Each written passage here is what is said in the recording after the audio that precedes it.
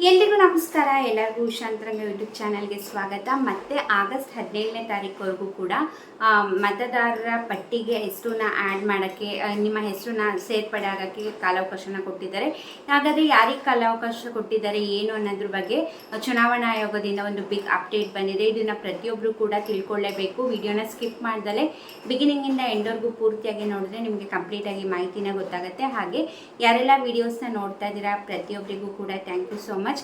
ಯಾರೆಲ್ಲ ವಿಡಿಯೋಸ್ನ ನೋಡ್ತಾ ಇರ್ತೀರಾ ಅಥವಾ ಚಾನಲ್ನ ಫಸ್ಟ್ ಟೈಮ್ ನೋಡ್ತಾ ಇದ್ದೀರಾ ಅಂತಂದರೆ, ತುಂಬ ಜನ ವಿಡಿಯೋಸ್ನ ನೋಡ್ತೀರಾ, ಚಾನಲ್ನ ಸಬ್ಸ್ಕ್ರೈಬ್ ಮಾಡ್ಕೊಂಡಿರಲ್ಲ. ನೋಡ್ತಿರೋರು ಪ್ರತಿಯೊಬ್ಬರು ಕೂಡ ವಿಡಿಯೋಗೆ ಲೈಕ್ ಮಾಡಿ ಚಾನಲ್ನ ಸಬ್ಸ್ಕ್ರೈಬ್ ಮಾಡ್ಕೊಳ್ಳಿ. ಜೊತೆಗೆ ಬೆಲ್ ಐಕನಲ್ಲೂ ಕೂಡ ಆಲ್ ಅಂತ ಆಪ್ಷನ್ ಸಿಗುತ್ತೆ. ಅದನ್ನು ಆಲ್ ಅಂತ ಸೆಲೆಕ್ಟ್ ಮಾಡಿಕೊಂಡ್ರೆ ನಿಮಗೆ ನೆಕ್ಸ್ಟ್ ನಾನು ಯಾವುದೇ ಹೊಸ ವಿಡಿಯೋ ಅಪ್ಲೋಡ್ ಮಾಡಿದಾಗೆಲ್ಲ ನಿಮಗೆ ನೋಟಿಫಿಕೇಷನ್ಸ್ ಬಂದಿರುತ್ತೆ. ನೀವು ಫ್ರೀ ಇದ್ದಾಗ ನನ್ನ ಎಲ್ಲ ವಿಡಿಯೋಸ್ನು ನೋಡ್ಬೋದು. ಯಾಕಂದರೆ ನಿಮಗೆ ನನ್ನ ಚಾನಲಲ್ಲಿ ರಾಜ್ಯ ಸರ್ಕಾರದಿಂದ ಆಗಿರ್ಬೋದು, ಕೇಂದ್ರ ಸರ್ಕಾರದಿಂದ ಬರುವಂತಹ ಹೊಸ ಹೊಸ ಅಪ್ಡೇಟ್ಸ್ಗಳಾಗಿರ್ಬೋದು, ಅಥವಾ ಹೊಸ ಯೋಜನೆ ಬಗ್ಗೆ ಮಾಹಿತಿಗಳಾಗಿರ್ಬೋದು, ಅಥವಾ ಪೋಸ್ಟ್ ಆಫೀಸ್ನ ಸ್ಕೀಮ್ಸ್ಗಳ ಬಗ್ಗೆ ಆಗಿರ್ಬೋದು, ನಾನು ಪ್ರತಿಯೊಂದನ್ನು ಕೂಡ ಅಪ್ಡೇಟ್ ಮಾಡ್ತಿರ್ತೀನಿ. ಹಾಗಾಗಿ ಚಾನಲ್ನ ಸಬ್ಸ್ಕ್ರೈಬ್ ಮಾಡ್ಕೊಳ್ಳೋದನ್ನ ಮರಿಬೇಡಿ. ಬನ್ನಿ ಇವತ್ತಿನ ವಿಡಿಯೋನ ಶುರು ಮಾಡೋಣ. ಹೌದು, ರಾಜ್ಯ ಚುನಾವಣಾ ಆಯೋಗ ಆಗಸ್ಟ್ 17ನೇ ತಾರೀಕುವರೆಗೂ ಕೂಡ ಟೈಮ್ ಕೊಟ್ಟಿದ್ದಾರೆ. ಯಾರ್ದೆಲ್ಲ ಈಗ ಮತದಾರ SIR ನಡೀತಾ ಇದೆ, ಆಲ್ಮೋಸ್ಟ್ 1.5 ತಿಂಗಳಿಂದ SIR ಅಂದರೆ ಮತದಾರರ ಮತ ಪರಿಷ್ಕರಣೆ ನಡೀತಾ ಇದೆ. ನಿಮಗೂ ಕೂಡ ಗೊತ್ತಿದೆ. ಈಗ ಅದರಲ್ಲಿ ಯಾರ್ದೆಲ್ಲ ರಿಜೆಕ್ಟ್ ಆಗಿದೆ, ಈಗ ಆಲ್ಮೋಸ್ಟ್ ನಮ್ಮ ರಾಜ್ಯದಲ್ಲಿ ಅರ್ಧಕ್ಕರ್ಧ ಜನದ್ದು ಮತದಾರರ ಪಟ್ಟಿಯಿಂದ ಹೆಸರು ರಿಜೆಕ್ಟ್ ಆಗಿದೆ. ಕೆಲವ್ರದ್ದು ಅಂದರೆ ಡಾಕ್ಯುಮೆಂಟ್ ಸರಿ ಇಲ್ಲದಲ್ಲೇ ಇರೋ ಕಾರಣ ಹೆಸರು ಡಿಲೀಟ್ ಆಗಿದೆ. ಸೊ ಅಂಥವ್ರಿಗೆ ಮತ್ತೆ ಕಾಲಾವಕಾಶ ಕೊಟ್ಟಿದ್ದಾರೆ ಆಗಸ್ಟ್ 17ನೇ ತಾರೀಕುವರೆಗೂ. ಅಷ್ಟರೊಳಗೆ ನೀವು ಏನೆಲ್ಲ ಡಾಕ್ಯುಮೆಂಟ್ನ ಕೊಡಬೇಕು, ಸರಿಯಾಗಿರೋ ಡಾಕ್ಯುಮೆಂಟ್ನ ಕೊಟ್ಟು ನೀವು ನಿಮ್ಮ ಮತದಾರರ ಪಟ್ಟಿಯಲ್ಲಿ ನಿಮ್ಮ ಹೆಸರು ಕೂಡ ಆ್ಯಡ್ ಆಗುತ್ತೆ. ಸೊ ನಮ್ಮ ಕರ್ನಾಟಕ ರಾಜ್ಯದಲ್ಲಿ ಟೋಟಲ್ ಆಗಿ ಮತದಾರರು ಇರುವಂಥದ್ದು 5,54,00,000 ಜನ ಟೋಟಲ್ ಆಗಿ ಮತದಾರರು ಇರುವಂಥದ್ದು.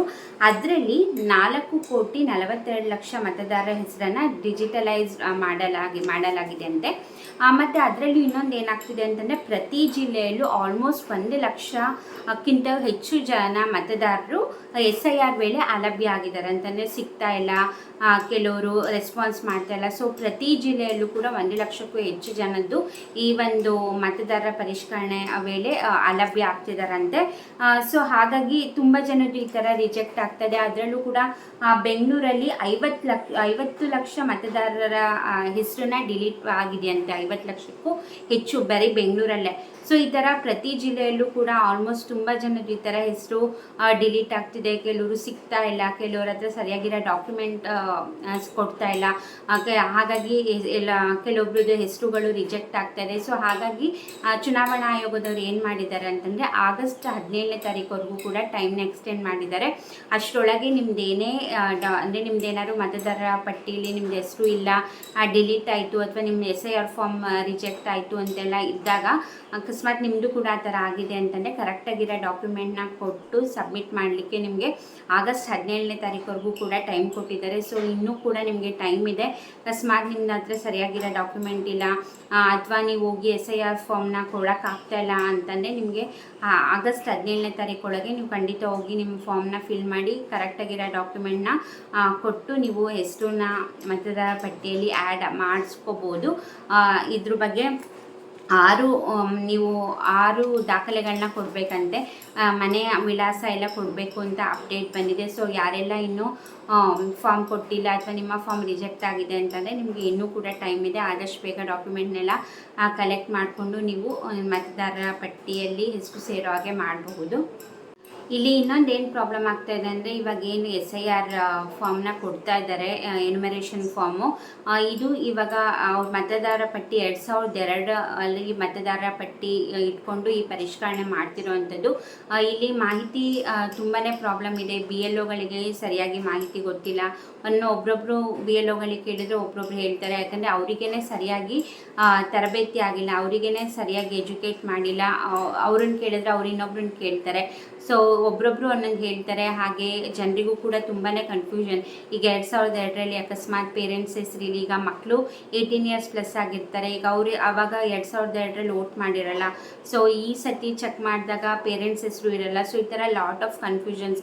ಯಾರ ಹೆಸರು ಹಾಕಬೇಕು, ಯಾರ ಈಗ ಮದುವೆ ಆಗಿ ಹೋಗಿರ್ತಾರೆ, ಗಂಡನ ಹೆಸರು ಹಾಕ್ಬೇಕಾ, ಅಪ್ಪ ಅಮ್ಮನ ಹೆಸರು ಹಾಕ್ಬೇಕಾ, ಅಥವಾ ಕೆಲವರು ಬೇರೆ ಊರಿಗೆ ಶಿಫ್ಟ್ ಆಗಿರ್ತಾರೆ. ಸೊ ಅಲ್ಲೂ ಅವ್ರ ಹೆಸರಿರುತ್ತೆ, ಇಲ್ಲೂ ಅವ್ರ ಹೆಸರಿರುತ್ತೆ. ಸೊ ಈ ಥರ ತುಂಬಾ ಕನ್ಫ್ಯೂಷನ್ಸು. ಹಾಗೆ ಡಾಕ್ಯುಮೆಂಟ್ಸ್ ಒಬ್ರೊಬ್ರ ಹತ್ರ ಕರೆಕ್ಟಾಗಿರುತ್ತೆ, ಕೆಲವೊಬ್ರ ಹತ್ರ ಇರೋದಿಲ್ಲ.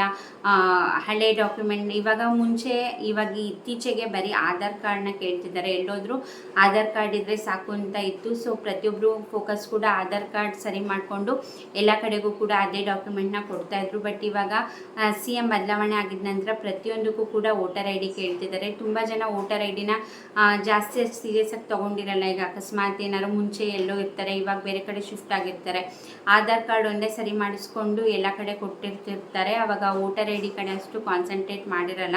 ಇವಾಗ ಸಡನ್ನಾಗಿ SIR ಎಲ್ಲ ಬಂದಾಗ ತುಂಬ ಜನದ ಹತ್ರ ಡಾಕ್ಯುಮೆಂಟ್ದೇ ಸರಿಯಾಗಿ ಸಿಗ್ತಾ ಇಲ್ಲ. ಹಾಗೆ ಕೆಲವೊಬ್ರು 2002ರಲ್ಲಿ ಎಲ್ಲಿ ವೋಟ್ ಹಾಕಿದ್ವಿ, ಅಲ್ಲಿ ಯಾವ ಏರಿಯಾ ಬರುತ್ತೆ, ಯಾವ ವಾರ್ಡ್ ನಂಬರ್ ಬರುತ್ತೆ. ಸೊ ತುಂಬಾ ಕನ್ಫ್ಯೂಷನ್ಸು. ಮಾಹಿತಿ ಸರಿಯಾಗಿರಲ್ಲ.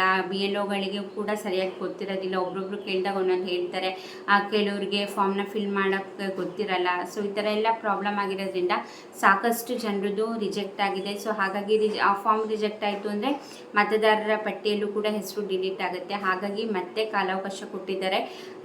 ಸೊ ಇನ್ನೂ ಯಾರೆಲ್ಲ ಡಾಕ್ಯುಮೆಂಟ್ ರಿಜೆಕ್ಟ್ ಆಗಿತ್ತು ಅಂದರೆ ಕರೆಕ್ಟಾಗಿರೋ ಡಾಕ್ಯುಮೆಂಟ್ನ ಅಗತ್ಯ ದಾಖಲೆಗಳನ್ನ ಕೊಟ್ಟು ನೀವು ಸರಿ ಮಾಡಿಸ್ಕೋಬೋದು. ಐ ಹೋಪ್ ನಿಮಗೆ ಮಾಹಿತಿ ಸಿಕ್ಕಿದೆ ಅಂದ್ಕೊಂಡಿದ್ದೀನಿ. ನಿಮ್ಮ ಫ್ರೆಂಡ್ಸ್ ಆ್ಯಂಡ್ ಫ್ಯಾಮಿಲಿ ಎಲ್ಲರಿಗೂ ಕೂಡ ಈ ವಿಡಿಯೋನ ಶೇರ್ ಮಾಡಿ.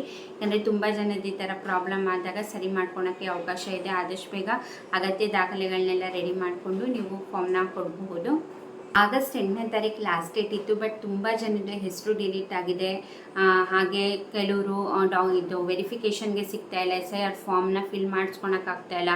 ಹಾಗೆ ತುಂಬ ಜನದ್ದು SIR ಫಾರ್ಮ್ ಕೊಟ್ಟಿರ್ತಾರೆ BLOಗಳು, ಅವರಿಗೆ ವಾಪಸ್ ಕೊಟ್ಟಿರಲ್ಲ ಫಾರ್ಮ್ಗಳನ್ನ.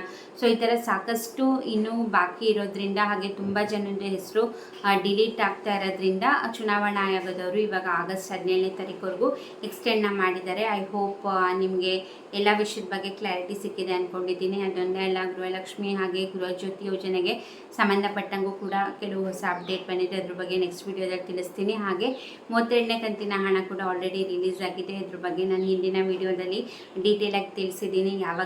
ಯಾವ ಜಿಲ್ಲೆಗೆ ಜಮೆ ಆಗ್ತಿದೆಯಾ ಇಲ್ವಾ, ಹಾಗೆ 31ನೇ ಕಂತಿನ ಹಣ ಬಂದಿದ್ದವರು ಏನು ಮಾಡಬೇಕು ಅನ್ನೋದ್ರ ಬಗ್ಗೆ ಡೀಟೇಲಾಗಿ ಆಲ್ರೆಡಿ ವಿಡಿಯೋ ಮಾಡಿ ತಿಳಿಸಿದ್ದೀನಿ.